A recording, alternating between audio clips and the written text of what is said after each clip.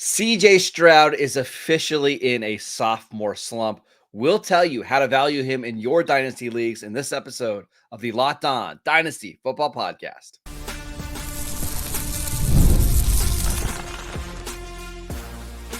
You are Locked On Dynasty Football, part of the Locked On Podcast Network. Your team every day. Here are your hosts, Marcus Mosher and Kate Madjuk.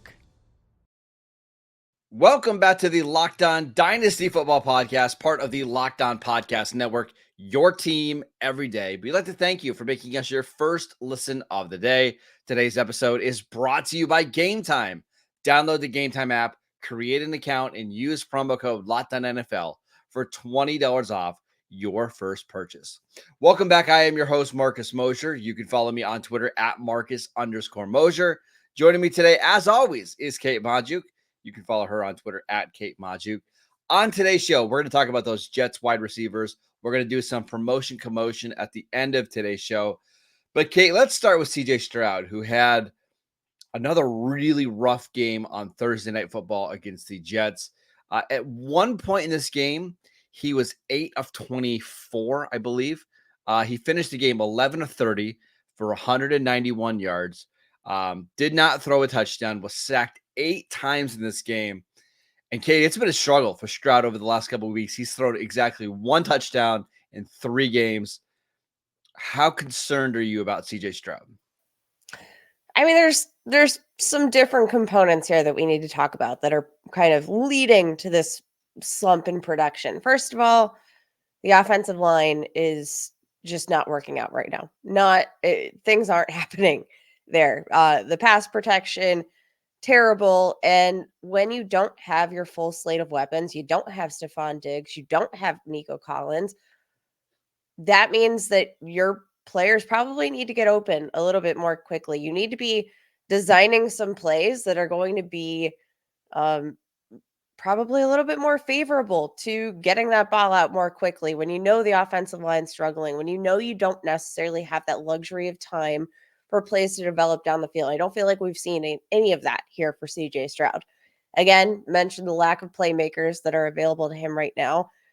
And then, Marcus, last but not least, should we talk about the fact that we've been warning people all along that CJ Stroud is probably a better real life quarterback than he is for fantasy, because we know how hard it is for traditional pocket passers. Now, again, I know we saw CJ Stroud use a little bit of his legs, but it was more of a run for your life kind of situation, not situations where he wants to use his legs.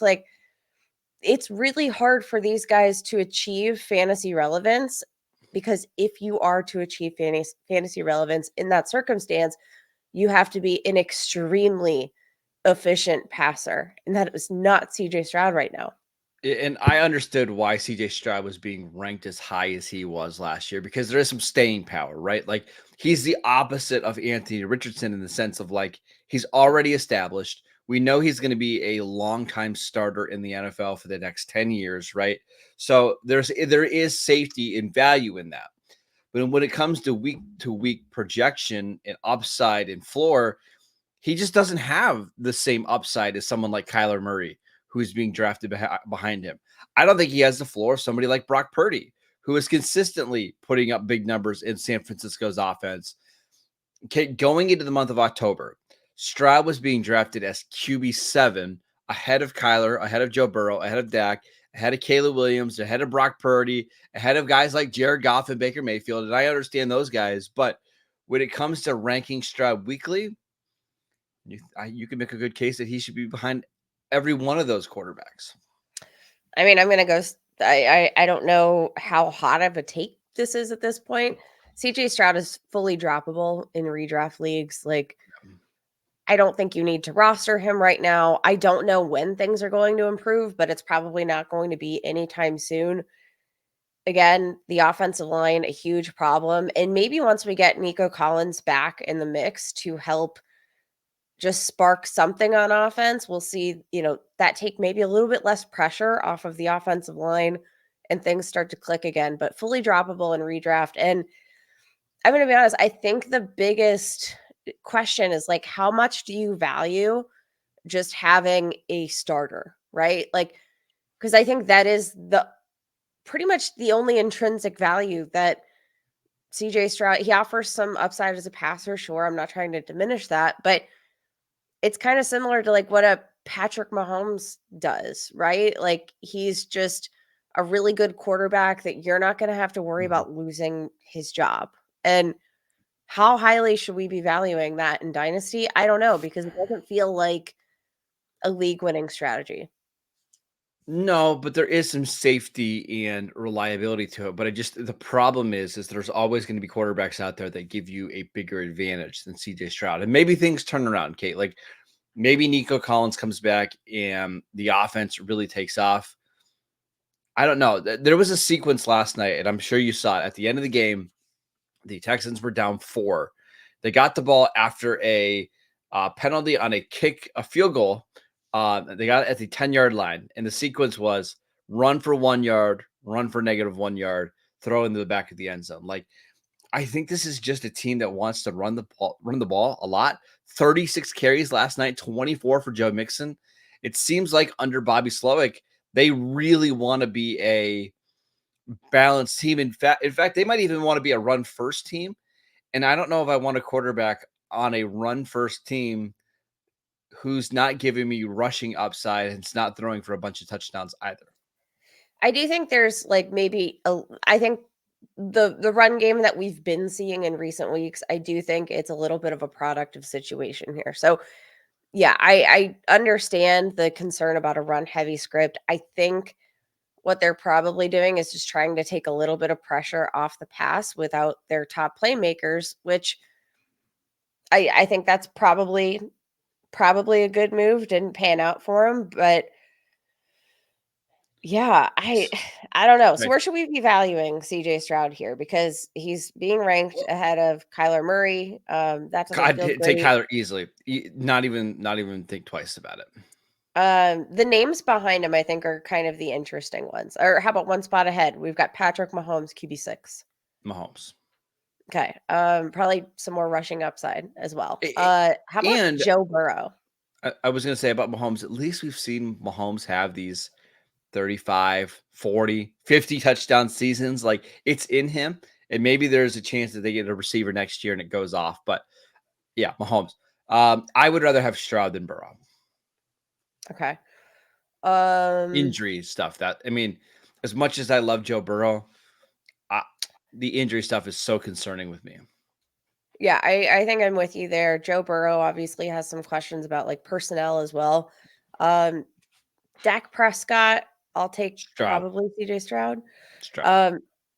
How about Caleb Williams? I think this is probably the most interesting name on the list because, again, one of these guys that maybe we don't necessarily know where he sits right now. I think this is probably a great time to buy Caleb Williams because we don't know. Like there's still this kind of mystery. There's this kind of sense of grandeur around Caleb Williams, but we know that he can use his legs for days, has way more upside on the ground than a guy like CJ Stroud. And potentially, and again, maybe not seeing that right away, but we've seen flashes of that upside as a passer. I think I prefer Caleb Williams over a guy like CJ Stroud. I have Caleb Williams in several super flex leagues. And if I got offered CJ Stroud for Caleb Williams, I would be like, okay, what else are you throwing in?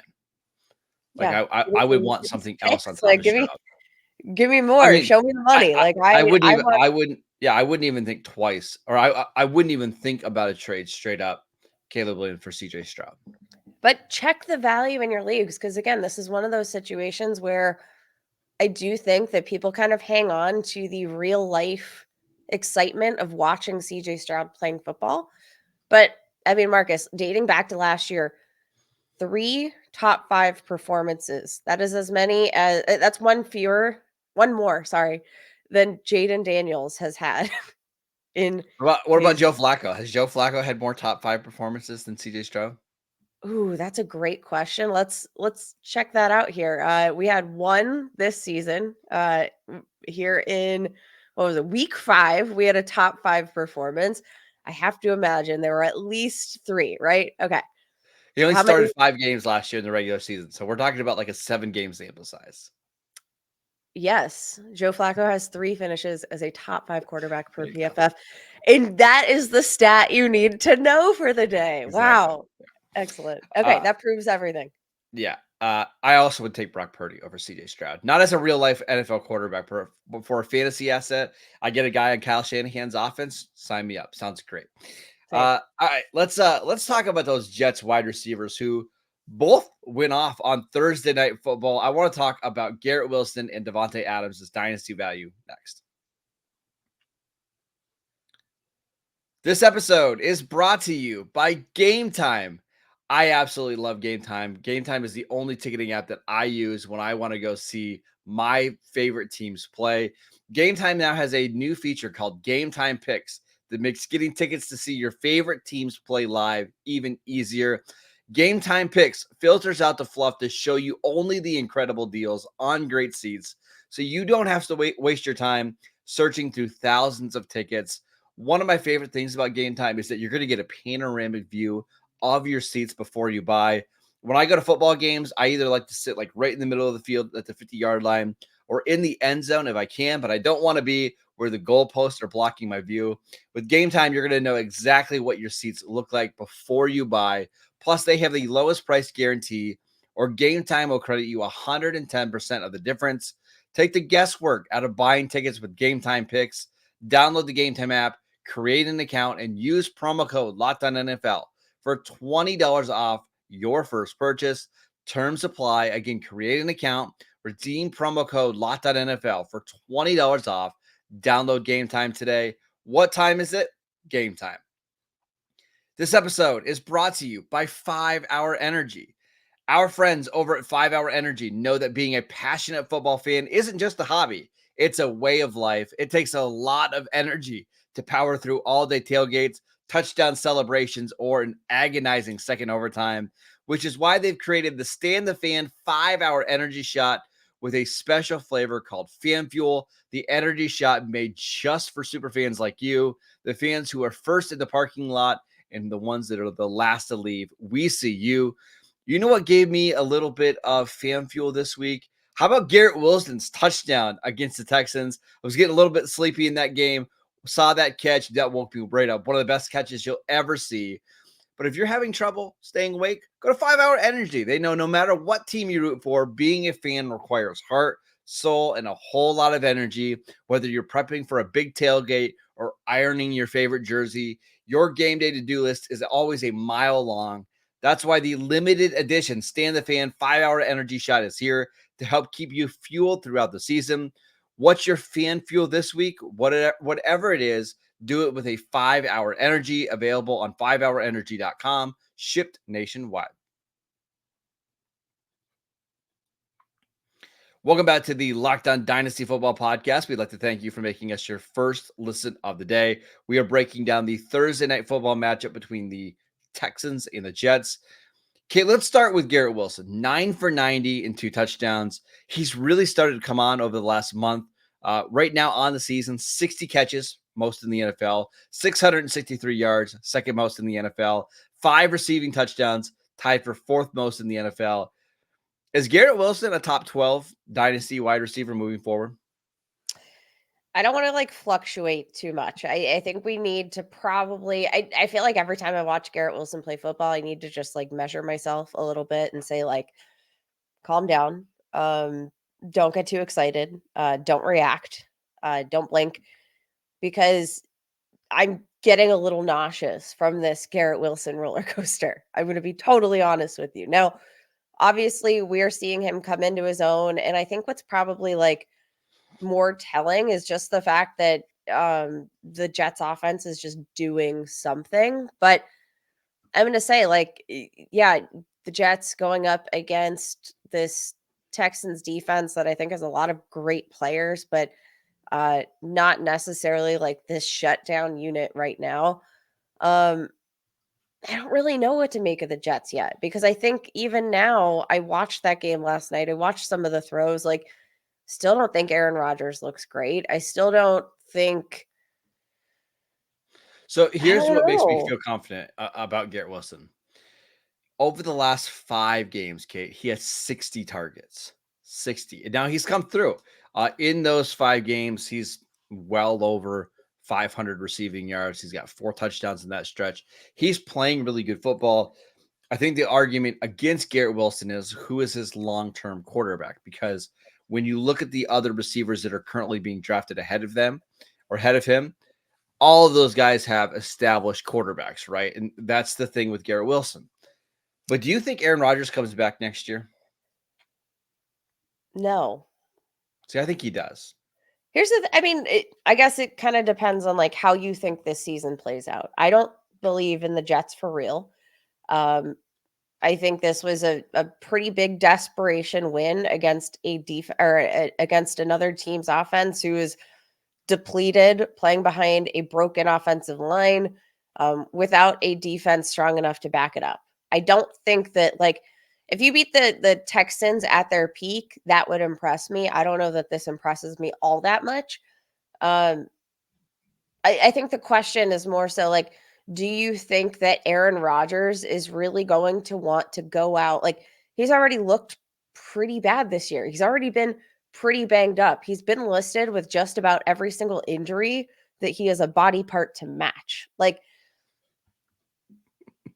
think about what he's going to feel like 1 year from now. He's already got guys saying like, man, you hate to see him go down like that. He can't move. I know he had one little run. It was called back, but like,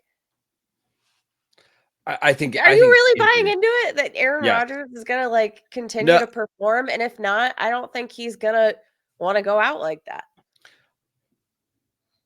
I think I just feel very confident that Garrett Wilson is starting to hit this point in his career where he's open all the time.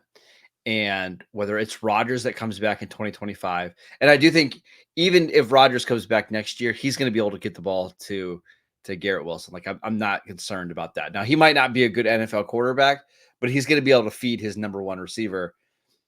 Let's talk, Kate, about some of the receivers that are being drafted ahead of him, because this is what's interesting to me. Going into the month of October, Garrett Wilson, wide receiver 16, George Pickens is wide receiver 15. And I would much, much rather have Garrett Wilson there. Like that one's not that close to me. Yeah. Okay, let's keep going.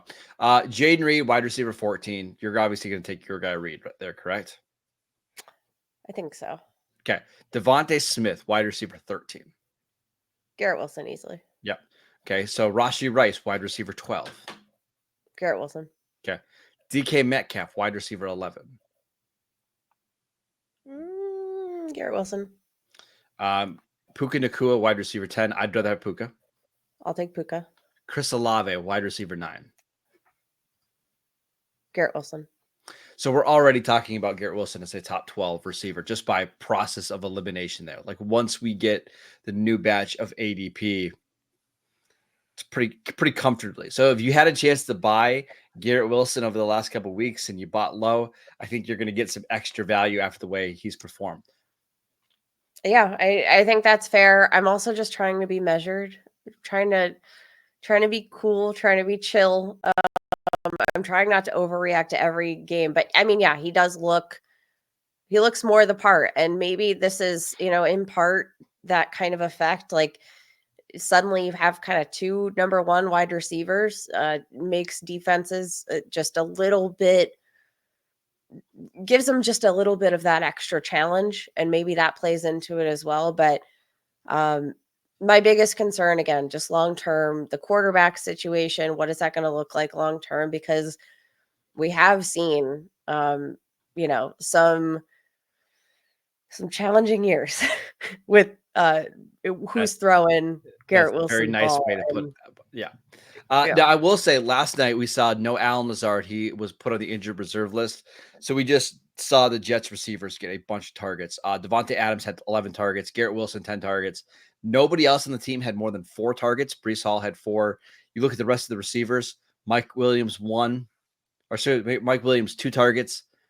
That was it. That was all of the targets. And we need to remember that Davante Adams actually left this game for felt like at least a quarter and a half. Still managed to have 11 targets, caught 7 passes for 91 yards and a touchdown. What do we do with Davante Adams for the rest of this season? I think you Play him. I think last night was probably a pretty great example of the way that Aaron Rodgers wants to play football right now, and it's with the guys that are in his circle of trust, and especially with Alan Lazard off the field, that that pretty much leaves two guys left in the mix. I think you've just got to start both of them because they're probably going to see 10 plus targets every week. Yeah, I agree. We'll see about the Davante Adams' long-term future. I got to believe that he's not going to be a Jet next year unless Aaron Rodgers is back, right? You mean And GM Aaron Rodgers isn't going to bring him back?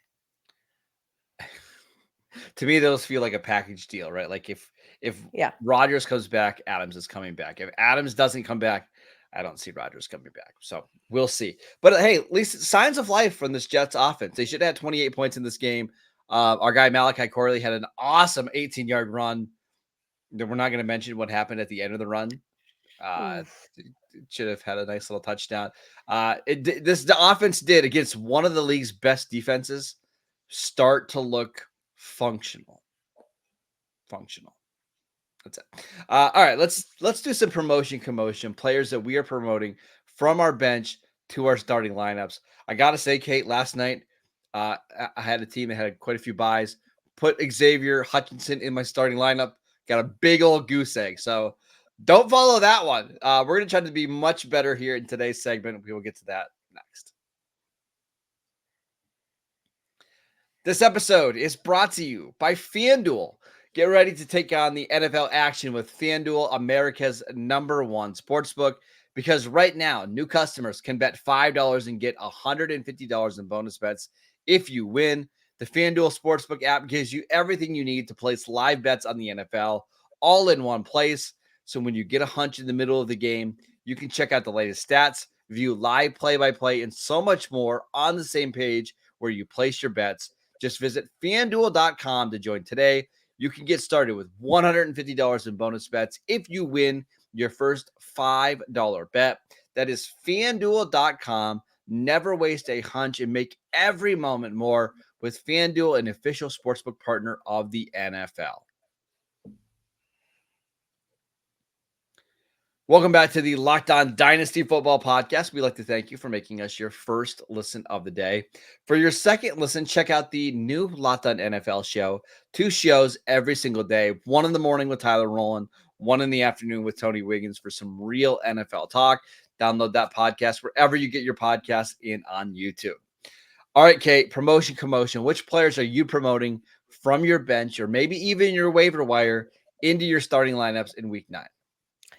Let's start with the Broncos wide receivers. Now, it doesn't seem like a great, matchup up against the Baltimore Ravens, but guess what? These are not your same old Baltimore Ravens. This secondary has absolutely struggled. There's yardage, there's touchdowns, there's a little something for everybody, which means I'm going to start Devon Vallée, wide receiver for the Denver Broncos. Probably in a couple of leagues that I'm dealing with some buys. I'm a Steelers fan. Yep. We know how many fantasy relevant assets are on the 49ers here. Over the past 3 weeks, caught 8 of his 11 targets, 126 receiving yards. We know this Broncos offense has been trending up with Bo Nix, averaging 15.8 yards per reception, 1.97 yards per route run in that span over the past 3 weeks. He is also trending up along with Bo Nix among the wide receivers, running the 3rd most routes in that span, just 2 fewer than Troy Franklin, who ranks 2nd in this team. And I think he's been playing a bit better. Devon Vallée, come on down. I like that one. I'm going to the running back position. If you need a running back starter this week, I think this is a good week to start Tyler Algier for the Atlanta Falcons. The Cowboys' run defense, Kate, is not good.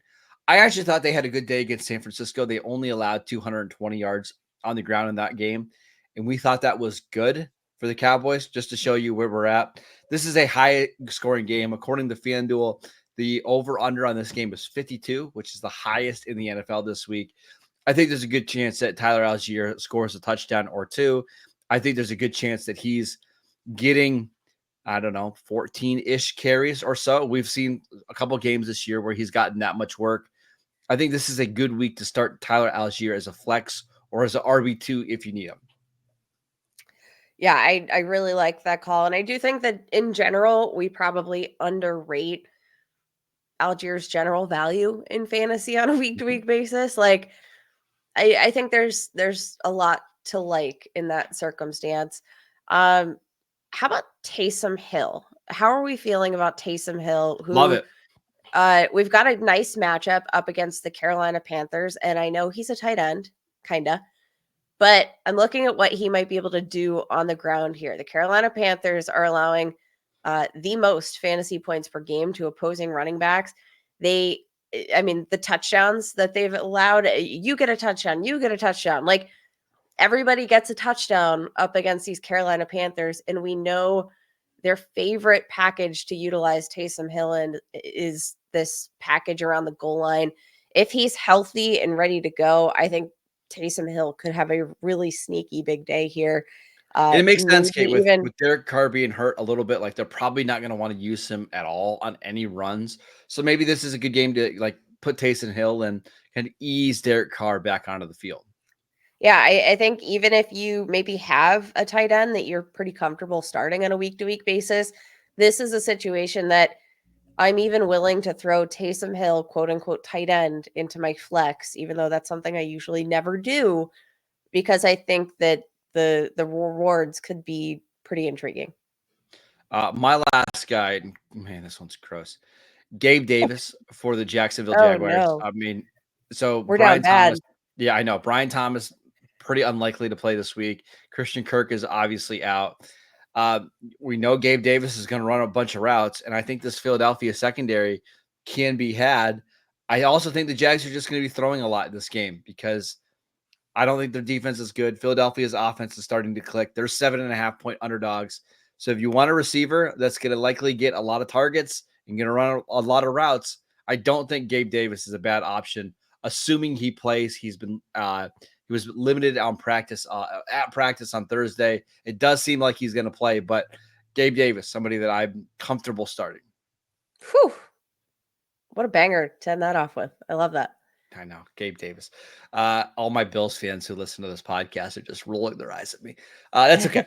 That is it for today's show. We want to thank you for making Locked On Dynasty Football your first listen every single day. Go check out the podcast wherever you get your podcasts. We are free and available on all platforms. Follow the show on YouTube as well. You can follow Kate on Twitter at Kate Majuk. I'm at Marcus_Mosier. Enjoy week 9. We'll be back on Monday to break it all down.